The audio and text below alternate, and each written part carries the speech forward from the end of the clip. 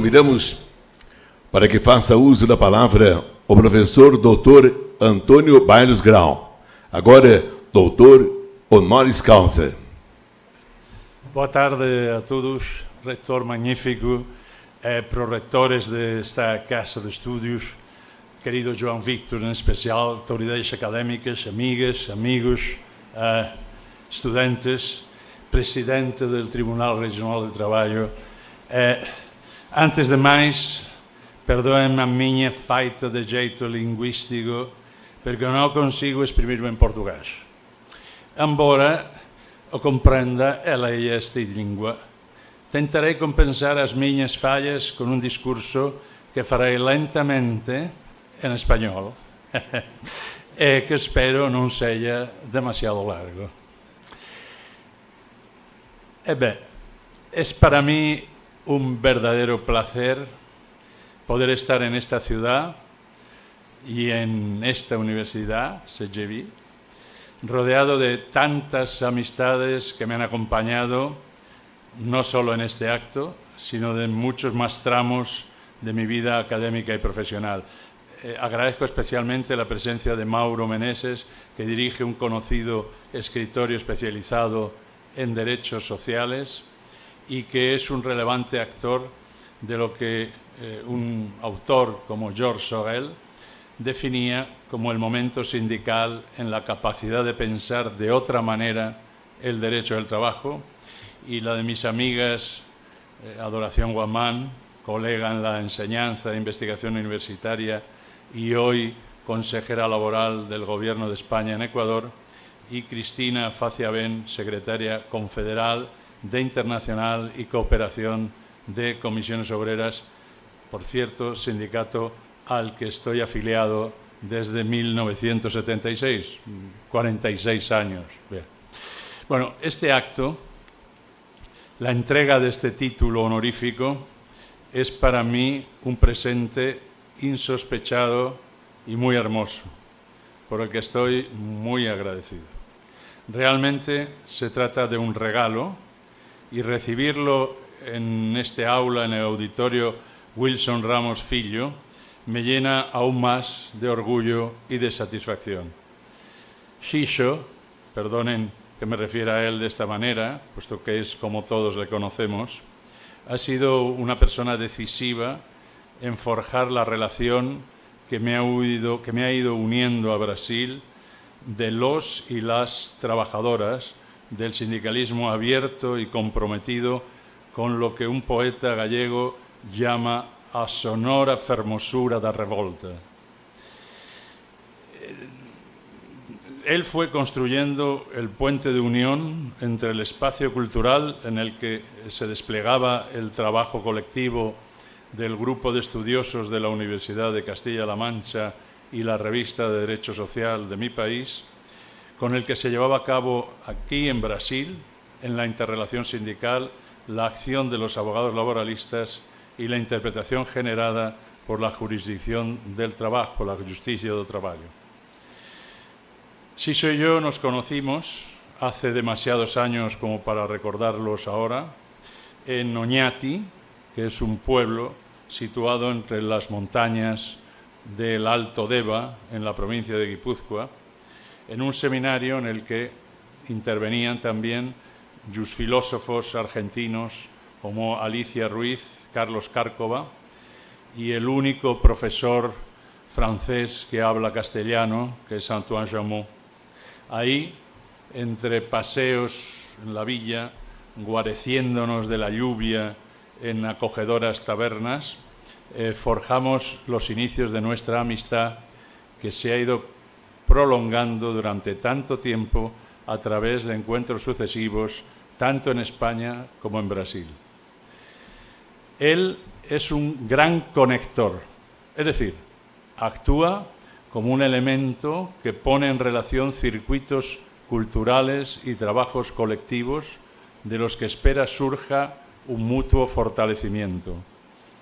Me puso en relación con Sayonara Grillo en la Universidad de Río de Janeiro y su equipo de trabajo, generando un nexo francamente positivo que se retroalimenta a partir de los continuados contactos y trabajos en común que llevamos a cabo, incluidas estancias de investigación de gran duración y participación en proyectos de investigación y publicaciones conjuntas.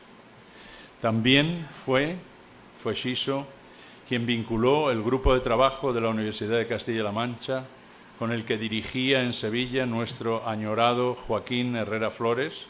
con el que pudimos, a partir de ahí, entablar una línea de debate y de intercambio de análisis y propuestas críticas sobre el desarrollo del Estado social en un marco de desestructuración generalizada de los derechos sociales en el contexto de la globalización, participando desde entonces en el máster de la Universidad Pablo de Olavide de Sevilla y en el Seminario Internacional de Teoría Crítica en Derechos Humanos que posteriormente organizó Carol Proner. Los encuentros bilaterales con el área de Derecho del Trabajo de la universidad siguieron marcando el ritmo de nuestras relaciones. Visité Curitiba, ¿no? Finalmente, gracias a mi amigo, que como siempre desplegó una hospitalidad desbordante que me llevó a conocer y compartir la labor de Declatra y de los componentes del escritorio del que fue fundador. Más tarde, seguí de lejos a través de Facebook su peripecia viajera a lo largo del mundo con Lola, el Land Rover que utilizó para ello junto con sus 2 hijos. Compartí la indignación por la involución del sistema democrático en Brasil a partir de la innoble destitución de la presidenta Dilma y luego con verdadera preocupación la llegada de Jair Bolsonaro al poder tras la acusación falsa que permitió encarcelar a Lula, evitando que se presentase a las elecciones presidenciales. Participé en varias de las obras que Xiso impulsó en el seno del grupo de investigación intitulado Traballo e Regulação no Estado Constitucional. Ese lapso de tiempo nos encontramos con frecuencia en España y nunca hemos dejado de mantener la costumbre de intercambiar noticias, opiniones y sarcasmos ante el devenir autoritario de tantos acontecimientos mundiales. Y, en fin, por si no bastara el regalo de su amistad permanente, me ha hecho hoy el precioso obsequio de mediar para el logro de esta ceremonia. Permíteme ahora que les siga hablando de mi relación personal con el universo cultural laboralista de este país, una vez que conocen mi deuda con este amigo mío en el tema. Esto explicará, espero,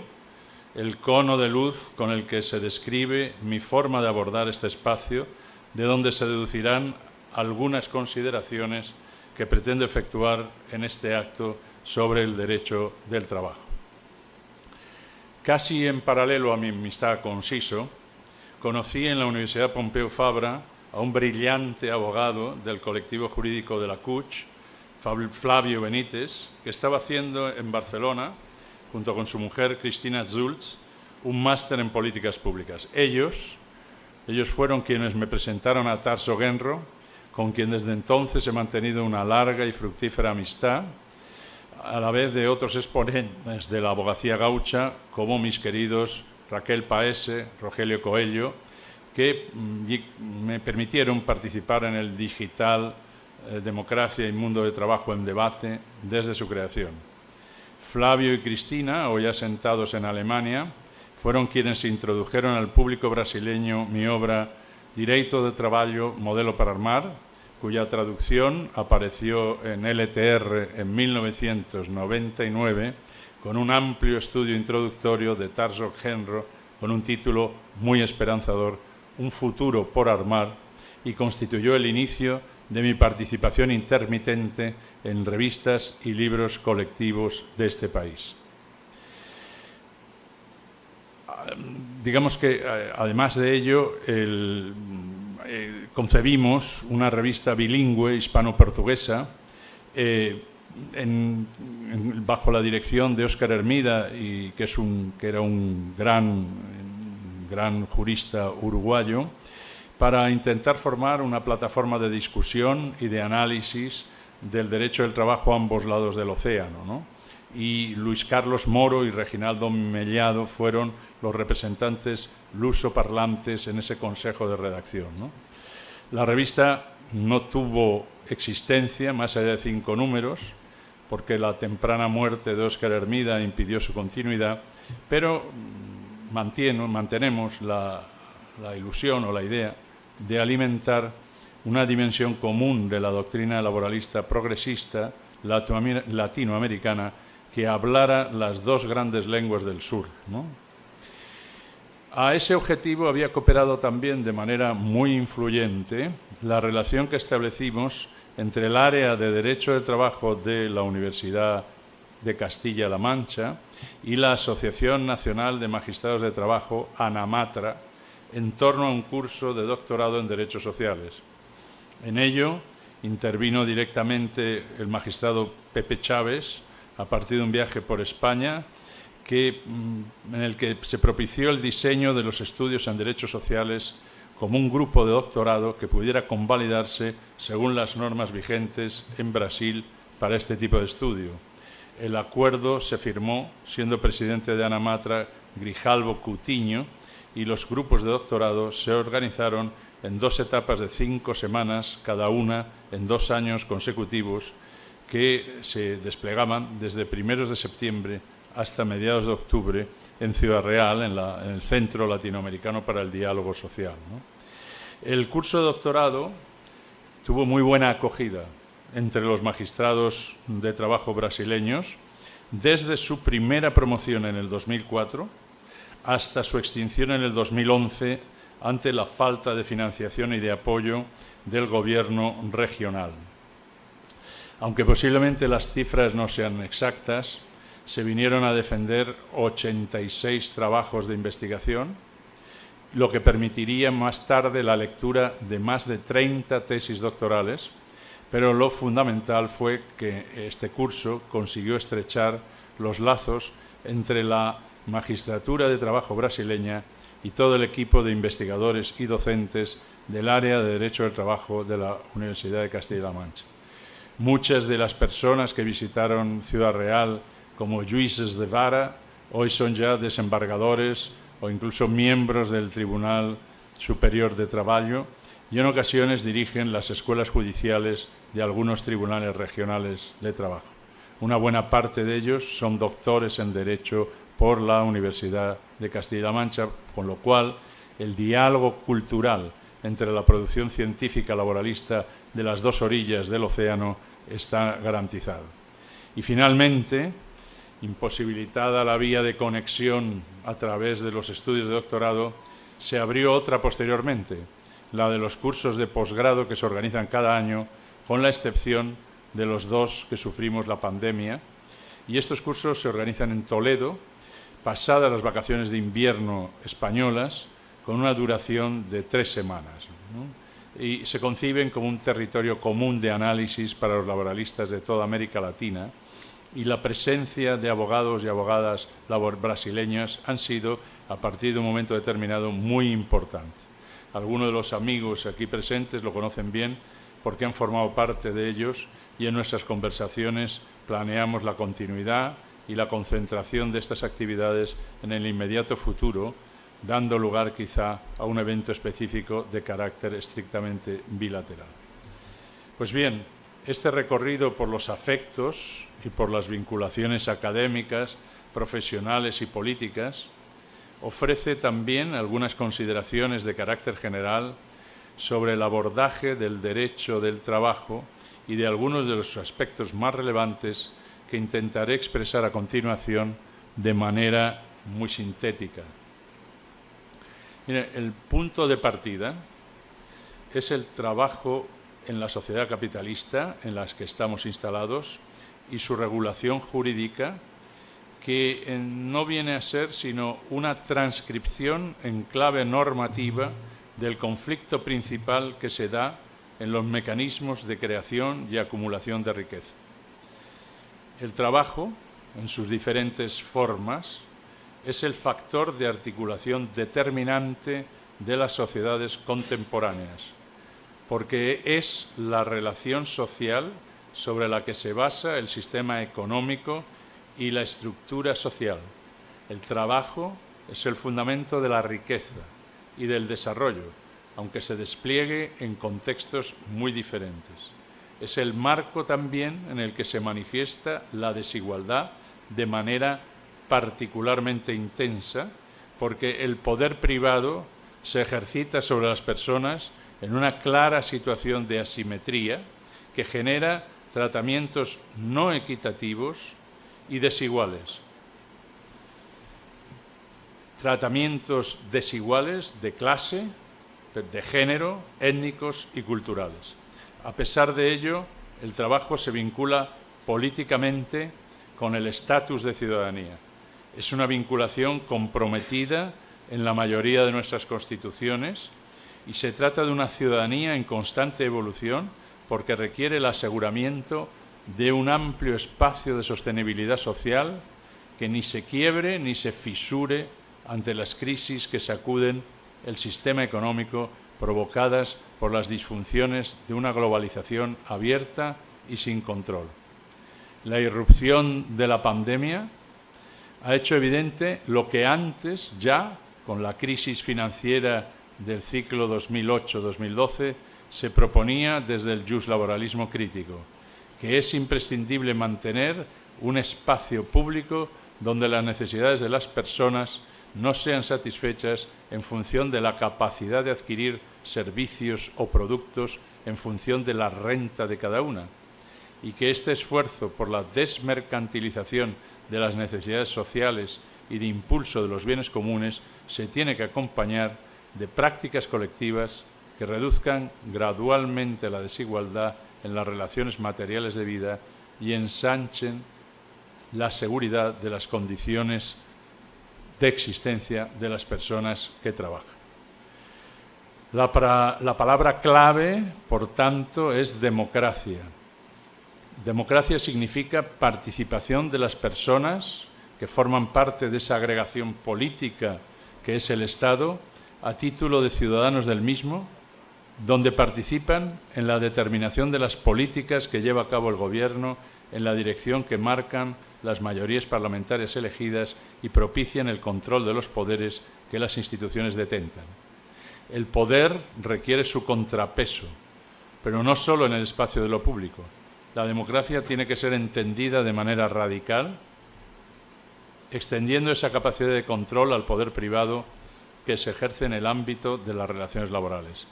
Para ello sirven los instrumentos de tipo colectivo, los sindicatos como figuras centrales de la representación del trabajo dentro y fuera de los lugares donde éste se expresa y se utiliza por el titular de la organización productiva, y las formas de movilizar al conjunto de las personas que trabajan mediante la manifestación o la huelga, la greve, garantizando con la negociación colectiva las condiciones de suficiencia de salario y del uso adecuado del tiempo de vida y de trabajo, un trabajo decente y un entorno seguro y saludable dentro y fuera de la empresa. No resulta, sin embargo, nada fácil transcribir este programa utilizando los caracteres que permiten nuestros respectivos ordenamientos jurídicos. Lo cierto es que el derecho del trabajo, a partir de la década de los 80 del siglo pasado, e insistentemente tras la desaparición de la Unión Soviética en 1991, ha ido teniendo oscilaciones y declives, y en especial tanto en Europa del Sur como en mi país, a partir de la crisis financiera y de la deuda soberana, ha sido subvertido en sus valores principales, mientras economistas, empresarios y financistas pronunciaban cifras monetarias como los magos de antaño pronunciaban conjuros. Un proceso universal reiterado en tantas partes del globo que vosotros padecisteis con la reforma laboral de Temer en el 2017. Pero esta consideración negativa de los cambios inferidos al modo de articular la protección a las personas que trabajan basados en un código de medidas que se presentan como universales e inmutables, no puede, por contraposición a ello, imaginar el derecho del trabajo como un héroe homérico que duerme en su sueño de ambrosía esperando la llegada de una nueva regulación que se presenta a los mortales plenamente armada como Atenea surgiendo de la frente de Zeus. Nadie puede concebir un cambio de las circunstancias presentes en este sentido. Estamos lejos de entender que el horizonte del derecho del trabajo se ha asentado en una perspectiva ideológica y política que parte de la constatación del trabajo en esta fase post-COVID como un elemento central para la cohesión social y la construcción de la seguridad de la existencia de las personas, afirmando los derechos a un empleo estable y de calidad, a un tiempo de trabajo compatible con el tiempo libre y los cuidados, al derecho a la vida, a la salud y seguridad en un ambiente de trabajo seguro y saludable, derecho a la participación sindical y colectiva en las decisiones de la empresa, a un salario adecuado y revisable en función de las necesidades personales y familiares, a la protección frente a los estados de necesidad que afectan a todas las personas a lo largo de su vida, de forma que, liberados de la necesidad, logren la libertad real en su existencia. Por tanto, es importante alejarse de los estereotipos que consideran que la acción colectiva de reforma que sostiene las propuestas de una política del derecho que persigue definir un proyecto posible de construcción de un instrumento jurídico de liberación de la sociedad es incapaz de mantener las promesas anunciadas o que, a fin de cuentas, la democracia es vacía, aburrida o falsa, que, como sabemos, es un terreno abonado por el pensamiento conservador y alt-right en la guerra cultural que se está llevando a cabo con cierto éxito en todas partes, reivindicando la libertad en su sentido negativo como el espacio intangible de autodeterminación individual que rige frente a cualquier proyecto colectivo o común. En efecto, el trabajo es el elemento que dinamiza y explica la relevancia decisiva del espacio democrático de los derechos políticos y sociales. Su centralidad en las democracias contemporáneas es irreemplazable para cualquier proyecto de cambio que se presenta abordar.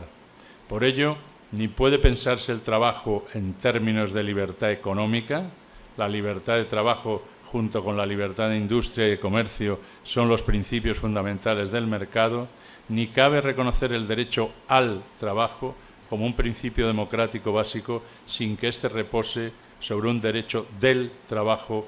garantista.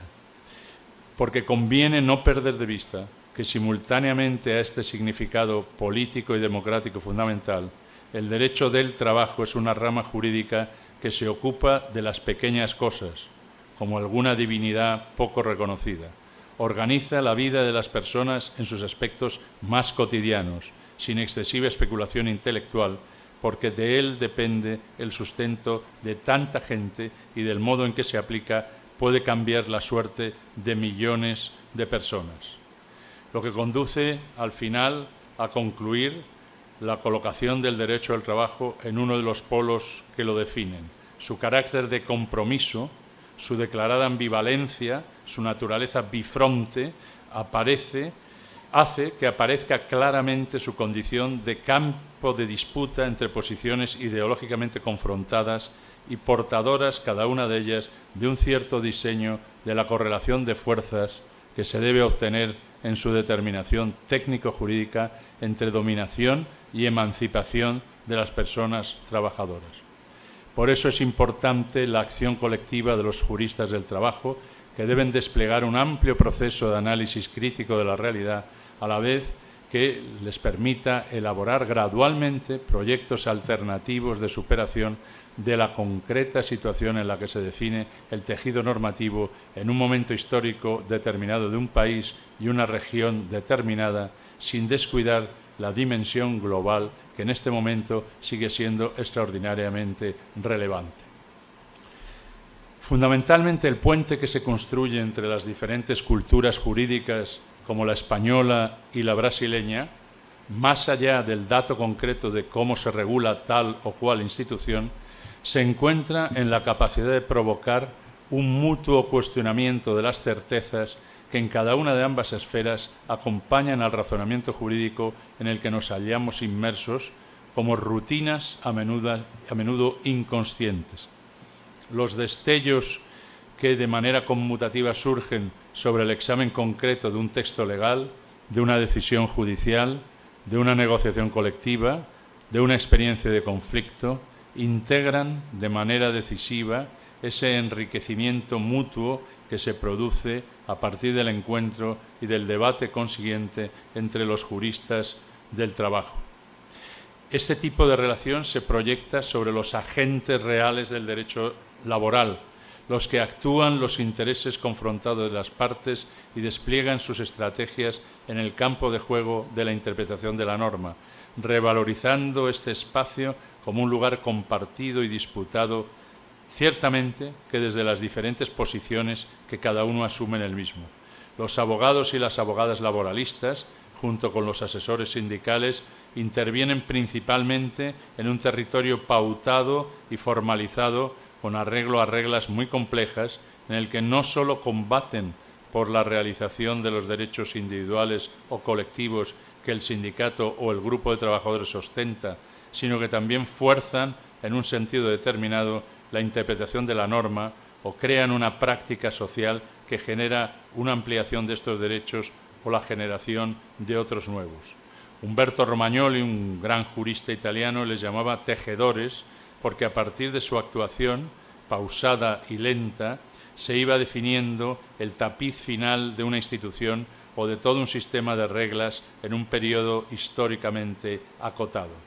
La actuación de los escritorios de abogados que defienden a los sindicatos y de los servicios jurídicos de estas organizaciones de clase se nutren también de los enfoques que elabora el trabajo académico que se transmite a través de publicaciones y jornadas de estudio, de forma que en esta interrelación se condensa la propuesta de validez normativa a través de la dirección interpretativa que tiende a imponerse como forma predominante en el campo en disputa y en donde la indicación basada en el análisis teórico y crítico es fundamental para modelar las operaciones jurídicas en el campo de la interpretación de derecho. El terreno en el que se desarrolla prioritariamente esta acción jurídica es en nuestros dos sistemas jurídicos, español y brasileño, el proceso laboral. Es decir, el acceso a la tutela judicial, que es en sí mismo un derecho fundamental de la ciudadanía de ambos países, es un instrumento fundamental también para el reconocimiento y la eficacia de los derechos individuales y colectivos derivados del trabajo, si bien este reconocimiento se produce en el marco de una relación de conflicto organizada formalmente en torno a las reglas del proceso. Es decir, en el Estado social de derecho, el proceso laboral no puede mantenerse al margen de la Constitución. Tiene que devenir un espacio auténticamente democrático.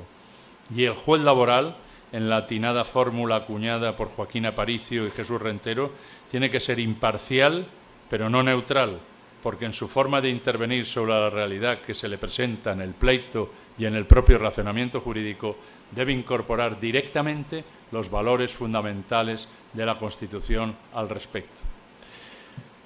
Las personas que forman parte de los órganos judiciales son agentes que actúan de manera relevante en el campo del derecho del trabajo, pero su acción se nutre no solo del estudio de la norma y de las decisiones de órganos judiciales superiores que orientan su acción, sino también y muy decisivamente de la acción de los sujetos que enuncian y defienden sus pretensiones ante el tribunal. Ellos también, por tanto, se integran en ese espacio de lucha, ese espacio de disputa que permite concebir las reglas de derecho como un proceso en construcción, en donde tanto la forma de producción como la interpretación y aplicación son elementos fundamentales que se proponen y se vuelven a formular sobre la base de equilibrios siempre renovados entre dominación y emancipación, y en los que la acción de los sujetos individuales y colectivos son determinantes. La labor colectiva que es capaz de generar un proceso de análisis crítico de la realidad, a la vez que permite ir elaborando gradualmente proyectos alternativos de superación de la concreta situación en la que se despliega el tejido normativo en la actualidad en un país y en una región determinada, se enriquece con la circulación de modelos que garantiza el encuentro bilateral entre las culturas jurídicas sobre el trabajo que se han ido describiendo en su desarrollo temporal. Ojalá este acto, en el que la Universidad me considera miembro de su claustro y merecedor de un reconocimiento honorífico, sirva para fortalecer y desarrollar esa hermosa experiencia de colaboración y de enseñanzas mutuas. Muchas gracias por vuestra atención. Muito obrigado.